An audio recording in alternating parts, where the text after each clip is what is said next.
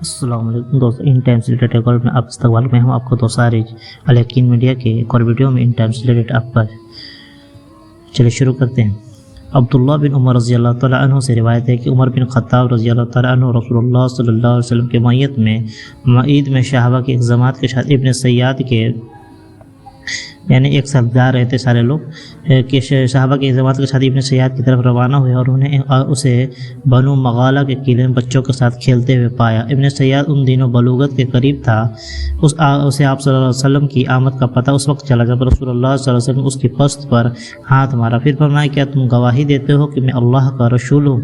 ابن سیاد ایک الگ طرح کا کیریکٹر ہے جو حدیث میں بیان آیا ہے. اس پر آپ غور سے اس کے بارے میں سنیں اور کافی انٹرسٹنگ ٹاپک ہے، اس کو ضرور سنیں. ہاتھ مارا. پھر فرمایا کیا تم گواہی دیتے ہو کہ میں اللہ کا رسول؟ اس نے رسول اللہ صلی اللہ علیہ وسلم کی طرف غصہ سے دیکھا اور کہا میں گواہی دیتا ہوں کہ آپ ان ان پڑھوں یعنی عربوں کے رسول ہیں.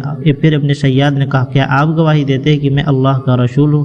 نبی صلی اللہ علیہ وسلم نے اسے زور سے دبایا اور فرمایا میں اللہ اور اس کے رسولوں پر ایمان لایا. پھر آپ صلی اللہ علیہ وسلم نے ابن سیاد سے فرمایا تم کیا دیکھتے ہو؟ اس نے کہا میرے پاس سچا اور جھوٹا دونوں آتے. رسول اللہ صلی اللہ علیہ وسلم فرمایا تیرے لیے معاملہ مشتبہ کر دیا گیا یعنی کہ کنفیوز ہو گیا ہے.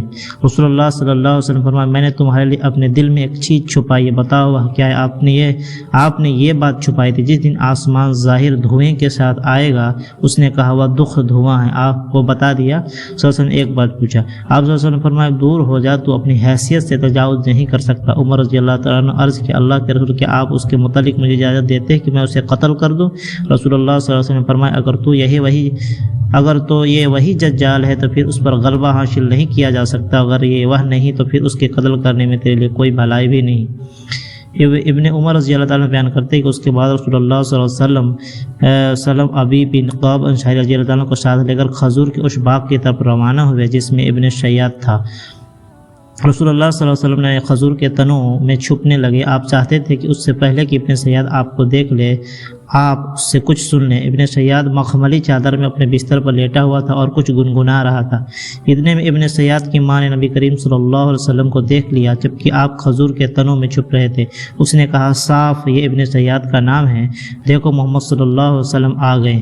چنانچہ ابن سیاد متنبہ ہو گیا یعنی کہ وہ جاگ گیا اور چوکنا ہو گیا. رسول اللہ صلی اللہ علیہ وسلم نے فرمایا اگر وہ اس کو اسی حالت پر چھوڑ دیتی تو وہ اپنے دل کی بات ظاہر کر دیتا. عبداللہ بن عمر بیان کرتے ہیں رسول اللہ صلی اللہ علیہ وسلم لوگوں کو خطاب کرنے کے لیے کھڑے ہوئے اور آپ صلی اللہ علیہ وسلم نے اللہ کی حمد و ثنا بیان کی جو اس کے شان کے لائق. پھر وہ دجال کا ذکر کیا تو فرمایا میں تمہیں اس سے ڈراتا ہوں اور ہر نبی نے اسے اپنی قوم کو ڈرایا. نوح علیہ السلام نے بھی اپنی قوم کو ڈرایا لیکن میں اس سے متعلق تمہیں ایسی بات بتاؤں گا جو کسی نبی نے اپنی قوم کو نہیں بتائی. تم خوب جان لو کہ وہ کانا ہے جبکہ اللہ تعالیٰ کانا نہیں ہے. متفق علیہ.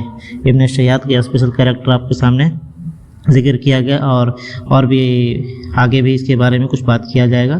ملتے ہیں نیکسٹ ویڈیو میں. لائک شیئر سبسکرائب کرنا بھولے. السلام علیکم.